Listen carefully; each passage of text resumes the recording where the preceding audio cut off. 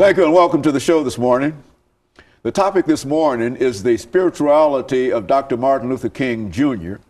And we have to talk about the spirituality of Dr. Martin Luther King Jr., one of the foremost scholars on Dr. Martin Luther King, Dr. LBaldwin, who is a professor of religion at Vanderbilt University. And of course, Dr. Baldwin, let me welcome you to the show this morning. Thank you so much, Dr. Haynes. It's always great to talk to you. And Dr. Baldwin, you know, I can't even introduce you to this audience because you've been with us on so many occasions. Absolutely. And as a matter of fact, absolutely. The last time you were with us, I think we talked about the election of President Obama. We did. We talked about the relationship between religion and politics. Yeah. Good, very good. Okay, and it's good to know that today we'll have an opportunity to talk about something that almost everybody know Dr. Martin Luther King as a spiritual person. That's right. That's right. But very few people understand Dr. Martin Luther King's spirituality That's right. in a real sense, as I think you've laid it out in a couple of your productions. As a matter of fact, I think you've got a well-known book called The Spiritual Life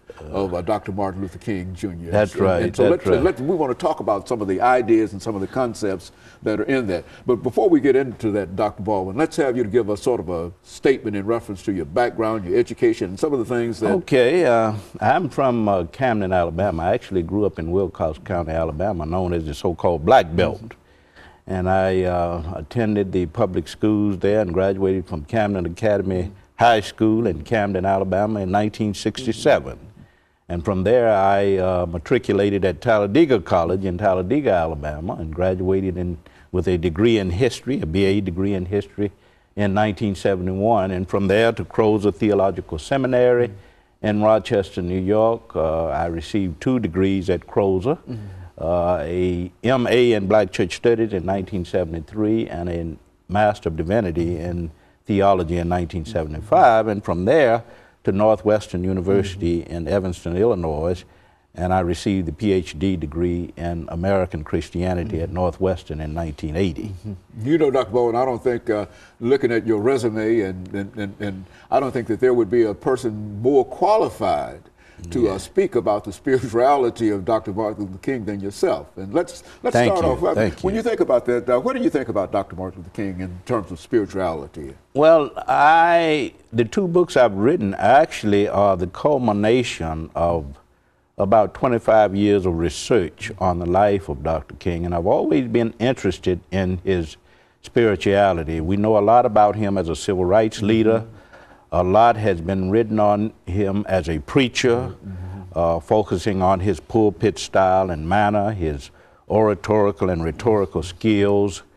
But we know very little about his prayer life, which I think constitutes the core of his spirituality. I say in my book, Never to Leave Us Alone, that prayer constituted the central core of Dr. King's spirituality.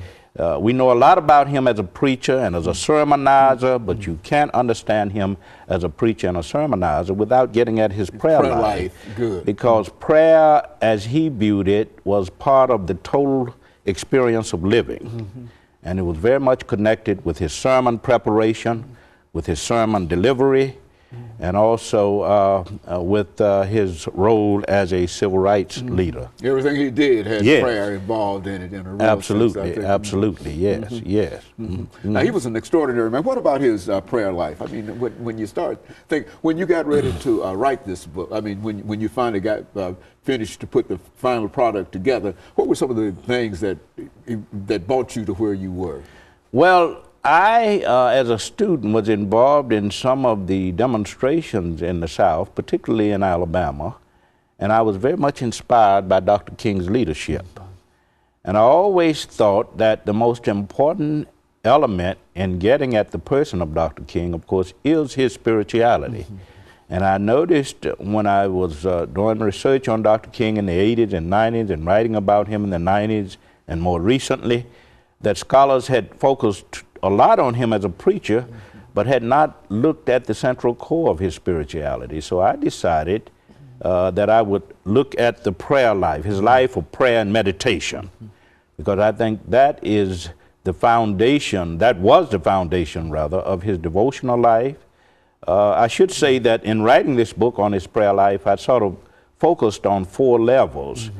I looked at prayer as the foundation of his personal devotional life. I also looked at prayer as a vital part of his sermon preparation, his preaching. I treated prayer as a vital dimension of his service and caring function as a pastor, and also looked at how he employed prayer as a form of creative energy within the context of the civil rights movement. And by that I mean prayer was used to inspire and motivate people in the context of the struggle. Let's take this first commercial break, and when we come back, we'll go over all four of those areas in terms of Dr. Martin Luther King. And we'll be back with our audience following this very, very short commercial break.